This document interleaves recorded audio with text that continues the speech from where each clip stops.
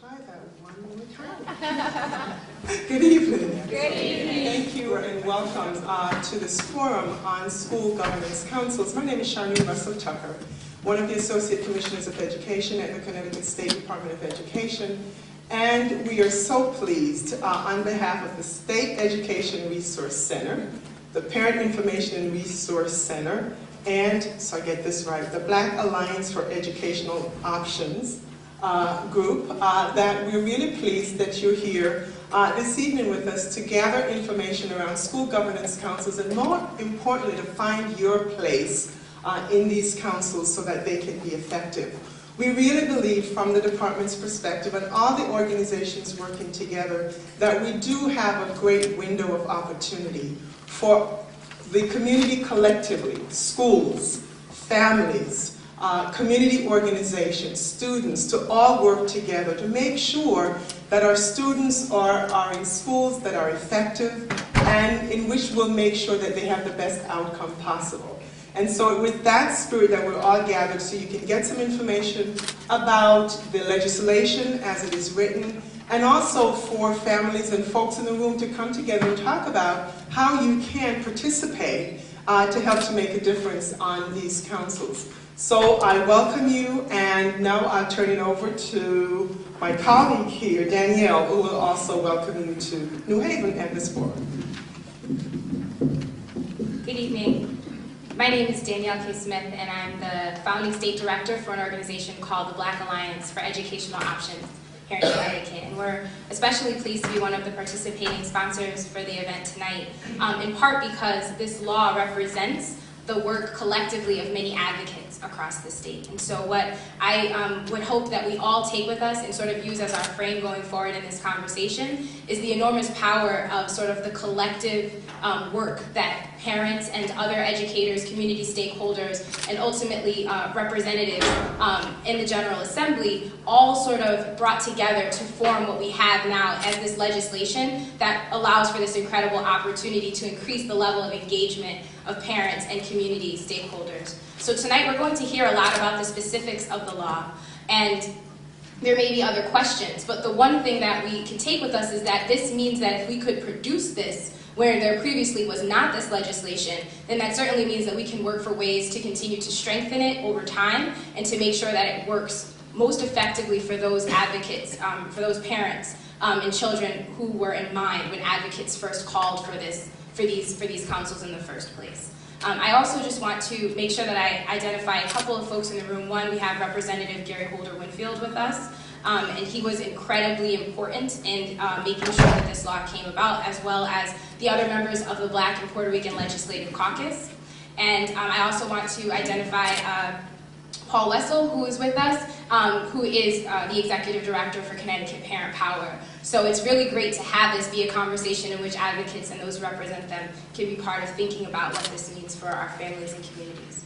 So welcome, and thank you. Overview, as Danielle said, we'll talk some about the specifics of this new legislation, and then my colleagues from New Haven will say a few words about the model of school governance councils that's currently in New Haven.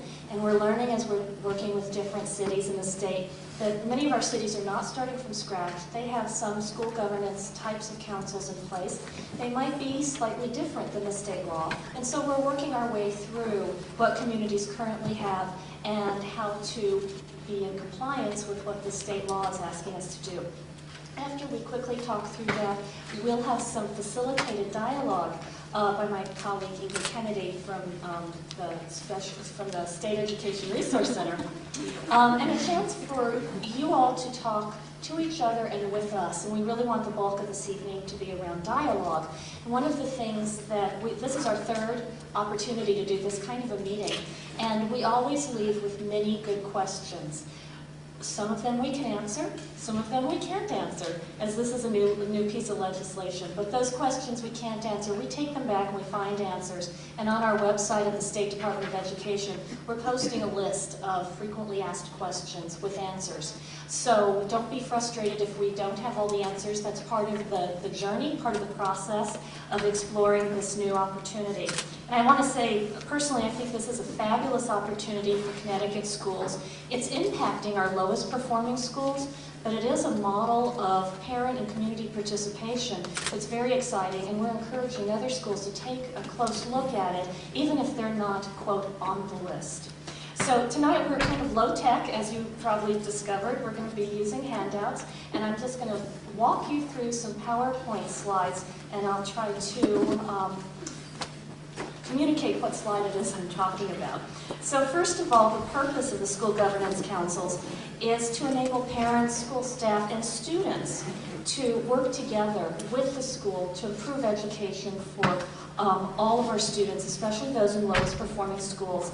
And just a note that this piece of legislation was part of the state's overall school improvement legislation that was directed at closing the achievement gap. And so the bottom line with this work is we want to see more opportunities for students, all students, to achieve at very high levels in Connecticut. I'm on the next page. The schools that must create councils, there's 2 deadlines looming.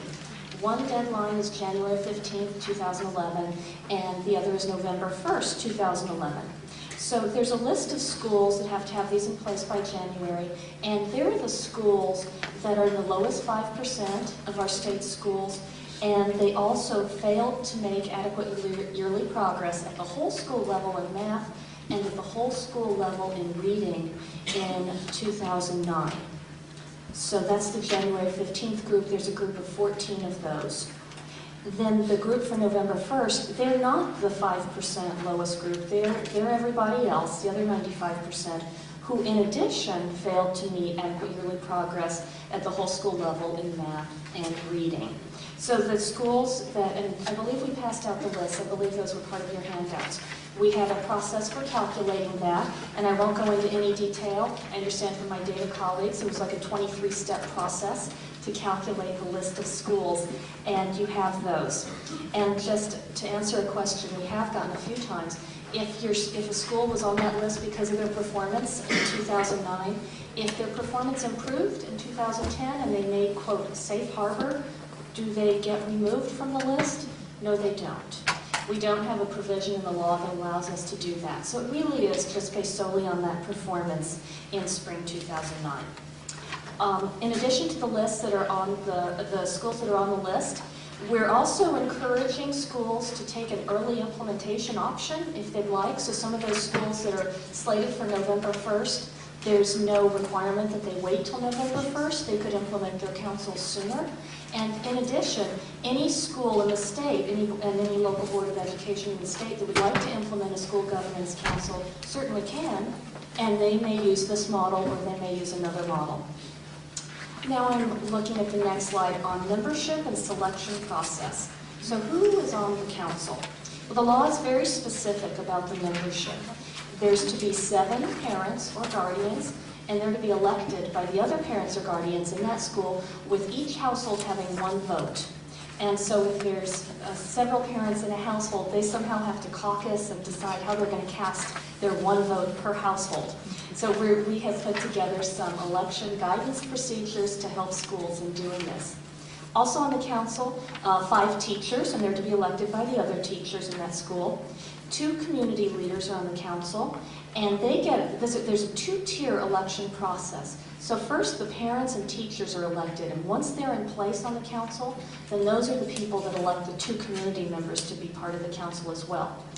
The principal is a member of the council, although non-voting, and at the high school level, there's 2 student members, and they're also non-voting.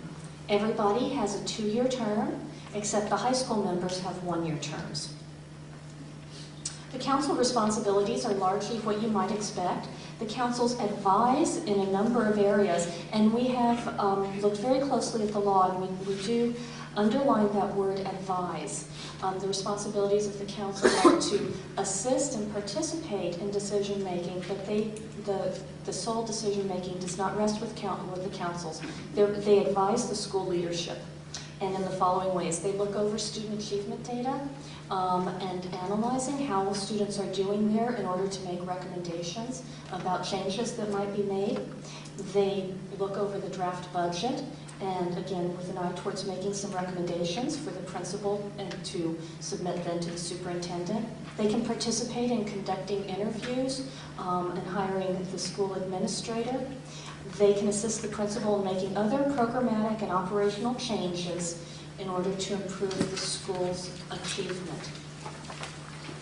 So their responsibilities are very broad. In addition, their responsibilities on the council overlap with some responsibilities that schools have had for many years under the Title I law. A number of our schools in this state participate in a federal funding program called Title I, and that law asks schools to have a parent involvement policy.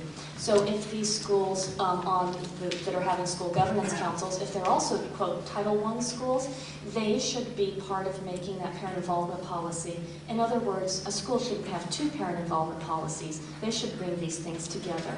And similarly with another piece in the Title I law called the School Parent Compact, that should also fold into the work of the school governance councils.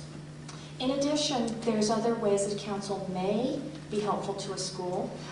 They may participate in developing and reviewing the school improvement plan. They may participate in doing things like an annual survey of parents, guardians, and teachers, which I think is a wonderful recommendation. It underlines the purpose of the council members to represent others. So parents are representing, of course, themselves, but in another sense, they're representing other parents that are part of that school. And so efforts like surveys and other ways to get input into their decision making are going to be very valuable. The law does say specifically that councils do not advise on matters related to collective bargaining and agreements between teachers and the Board of Education. And so we've added in this slide some other areas that councils do not advise. For instance, they don't manage the school, they don't supervise staff, they don't enter into any kinds of contracts or purchase agreements, they don't discuss individual issues between teachers and students or parents, and of course all of the rules of confidentiality would apply to their work. They don't determine what students can come to the school or what placement in what classes a student might have. So the parameters of the council's responsibilities are pretty clearly identified. After a council has been in place for 3 years, they may recommend that the school be reconstituted. So they may recommend that the school be changed in fairly significant ways. And the law goes into some detail on what that process would look like. And a recommendation would go to the principal, it would then go to the superintendent, and if need be, it would then come to the State Department of Education, to the commissioner. And we don't have a lot of detail in these slides on that whole process, knowing that it's 3 years out. But the law does make clear that that is a possible function of the councils. One of the things that we've been saying in other meetings like this is that really the opportunity for the council is to do some work now with schools to improve achievement and to bring more resources to the school and to build relationships that aren't there yet for our students. The purpose is not really to wait for 3 years in order to make use of this piece that's in the law. It's there if needed, but we don't encourage people to focus solely on that, but to think more about the work they can begin doing in schools right now, with the goal of not being in a position in 3 years where there's some kind of drastic move that needs to take place, but the law does provide for that. If that were to be the case, and the council would recommend reconstitution, there's certain models that they have to use, and so the law limits those models, and they're in your handouts. There's some models that are named in federal legislation, and there's a couple of school models named in state legislation. And we don't, again, have a lot of detail in the slides on that. You can certainly find more information about those models on the website, and I can direct you to that if you'd like to know more. Now, with all of that said, these are hefty responsibilities for these school governance councils. And training is going to be really key. And I'm just thinking of this myself, analyzing school budgets, looking at student data, and that makes my head spin. And I work in the State Department of Education, but I have to quickly call my colleagues who are in those other areas for their expertise. Similarly, we know councils are going to need to call on others for areas of expertise. The local boards of education are responsible for providing that training to school governance councils. The State Department of Education and our partners are working together to try to marshal some resources to provide that to help the local boards of education provide that resource, to provide that training, and to make the different resources available to councils so that they can be successful and do the work that's laid out for them. The State Department of Education has some responsibilities also in the law. We have a number of responsibilities around monitoring and reporting. We've also convened a stakeholder group, and in fact we met this afternoon. And they are helping to advise the State Department of Education on the guidance that we're giving out to local districts and schools. In addition, we're holding a number of forums like this, and we've also established, as I mentioned, a website on the State Department of Education webpage where there's more information about councils, more information about the law, and as other things develop, that's where we're posting them. So that's a website that we're keeping current for the School Governance Council work. So that's a quick walk through the state law. I think what I'd like to do is turn it over for a little bit more detail on how the state law interfaces with the work that's going on currently in New Haven. Good evening. I am Faye Brown. I am on faculty at Yale University, where I work with the School Development Program, or for many people here in New Haven, you know it as the Comer Process for Change in Education.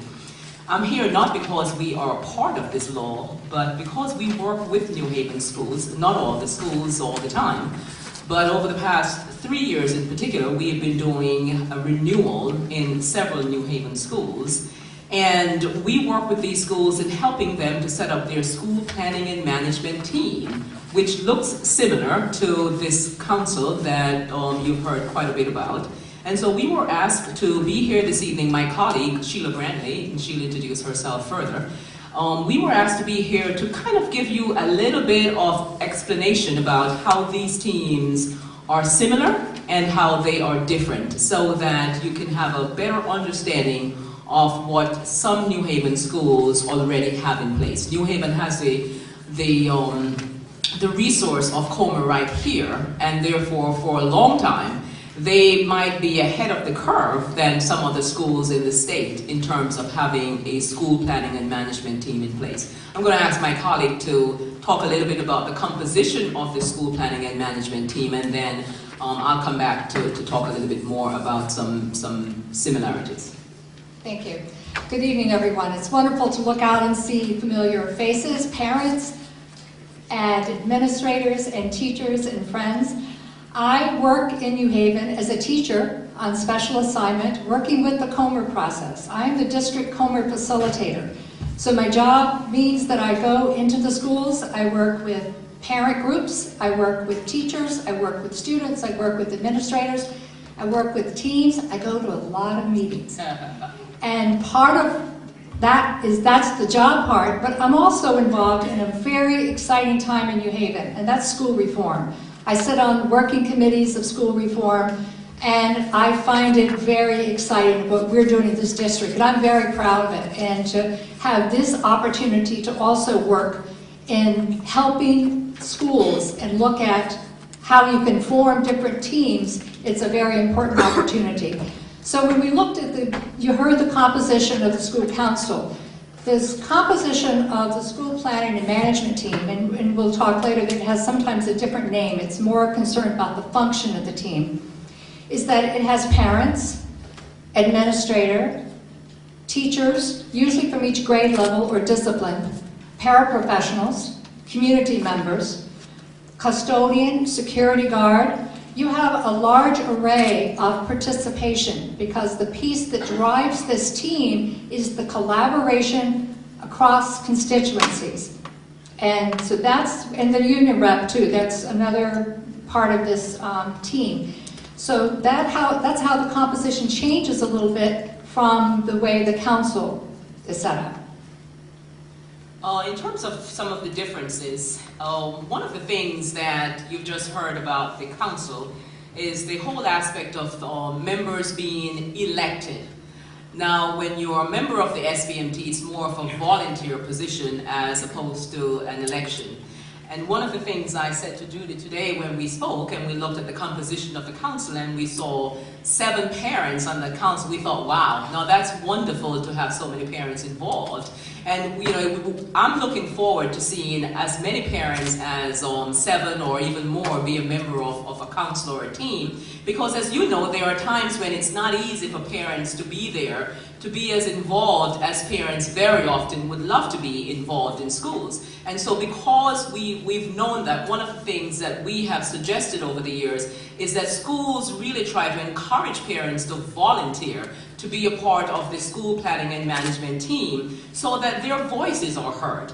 Because we don't believe that the school staff alone, including the principal, can do everything. We believe that parents bring a set of information to the table that nobody else has. Parents know their kids, and you know that as parents better than anybody else. And even when the adults in the school or the educators in the building want to believe that we know the kids best, the parents, they know that you know your kids better than anybody else. So it's wonderful to know that parents will be a large part of this group. And I look forward to seeing as many parents as possible be involved. One other point of kind of difference is the whole notion of voting. We have all come to understand when we work on teams or we are part of different organizations that when an issue is put on the table, there is an opportunity for vote.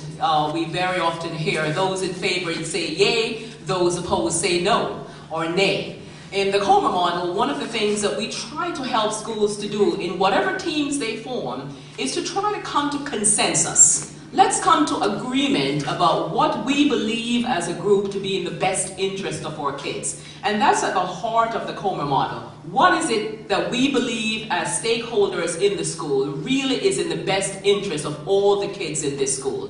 And one of the reasons why we have tried, and we're going to be working with the schools that we work with that have these councils to try to help them to do even as they're voting, is to also help schools to understand the process of coming to consensus. Because sometimes, it doesn't happen all the time, but sometimes when we vote, what tends to happen sometimes is that the people who they got, the yays, when the yays win over, the folks who fall in the category of the nays, depending on the issue on the table, they tend to take the conversation to the parking lot.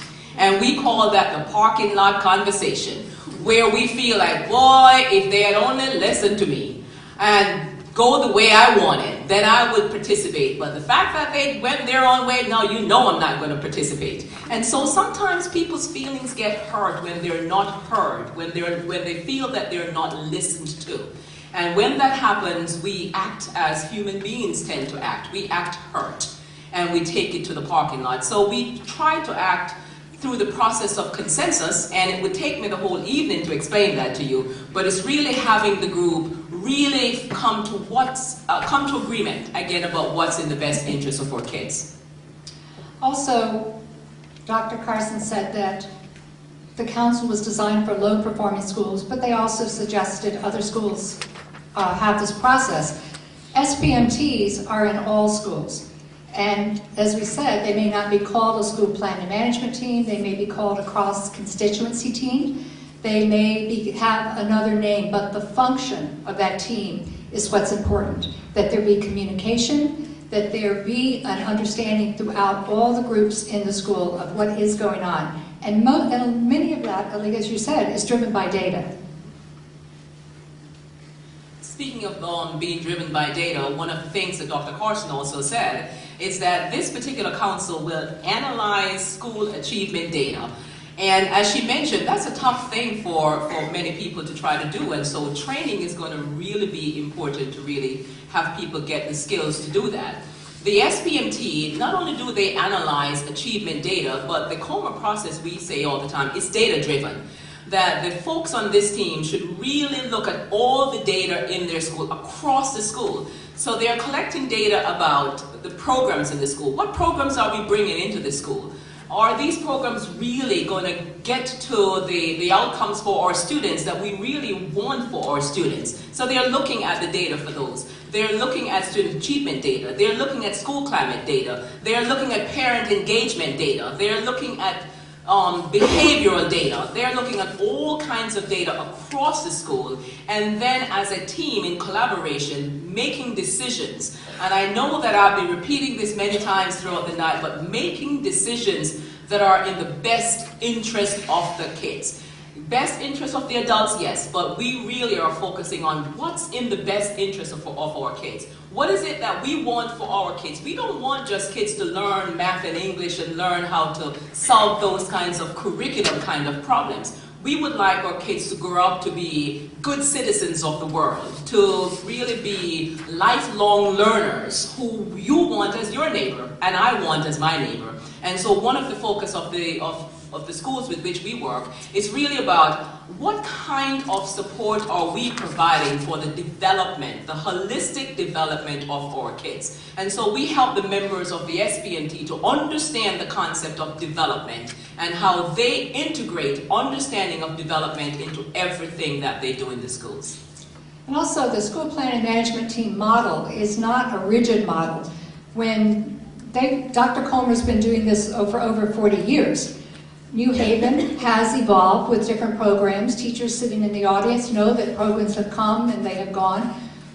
The way the program was designed originally was the SPMT monitored the school improvement plan. Now in our district, we have building data leadership teams that really focus on many levels of data. From the grade level, they take it to the administrative leadership team. Then suggestions are brought to the SPMT as an update. We are on target at this point. We need to work on more small group, but it is monitored. But it's also shared responsibility and shared accountability through the team. And I think for us, one of the takeaway messages for the evening, because we know we would love to stop here and allow for the small group and so forth, one of the takeaway messages for us is just to say that Mrs. Brantley alluded to this earlier, that we at the School Development Program, Dr. Comer and the rest of us, my colleague Cynthia Salva is sitting right over there as our Communications Director, we are not hung up on the name of a team. So when schools, if every school in New Haven, even those schools that are working with us, if they choose not to have a school planning and management team, but some other team, the governance team, this school governance council, whatever they want to call it, we will continue to work with the schools with which we're working to provide support for those teams. Because again, we're helping schools to make decisions that are in the best interest of their kids, and working with parents to help parents to work in partnership with the schools, again, to provide support for their kids. So we are flexible and willing to work with the schools. We are not going to stand in the way of the schools, but the schools with which we work, we want to provide support so that if they have to have these councils in place, that we will continue to provide them the support to get these councils up and running. So if they continue to call those teams the SPMTs, we will be right there with them, and if they want to change for the state mandate, we will offer the support as best as we can. And one difference that was noted is that the administrator sits on the team of the council but does not vote. In our process, we value the input of the administrator of the building because we know that that administrator brings in information that sometimes the teachers are not aware of, the community is not aware of, but it's a directive from the state or from the administration, from central office. So it's really important that the administrator sits on the team. And the administrator also sits on the team with a style of shared leadership, accountability and shared responsibility. It's leadership capacity building that's present, and that's something that helps to drive the team. Maybe similarities, we could talk about some of the pieces that are...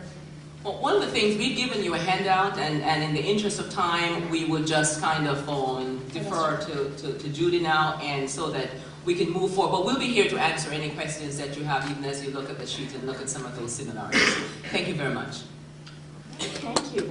So I think what I will do is I'll turn it over to my colleague Ingrid Kennedy. There you are, Ingrid. And it'll be a chance for all of us to have a little bit more discussion.